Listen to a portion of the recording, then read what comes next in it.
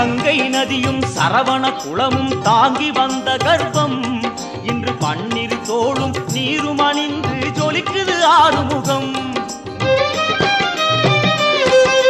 மாங்கனி கோபம் பழனி மலை மேல் முடிந்ததையா, காவடியாட்டம் அந்த மலை மேல் பிறந்ததையா. வேல் வேல் முருகா வாவா முருகா, வேல் வேல் என்றால் வேலும் மயிலும் துணையாய் தோன்றிடுமே.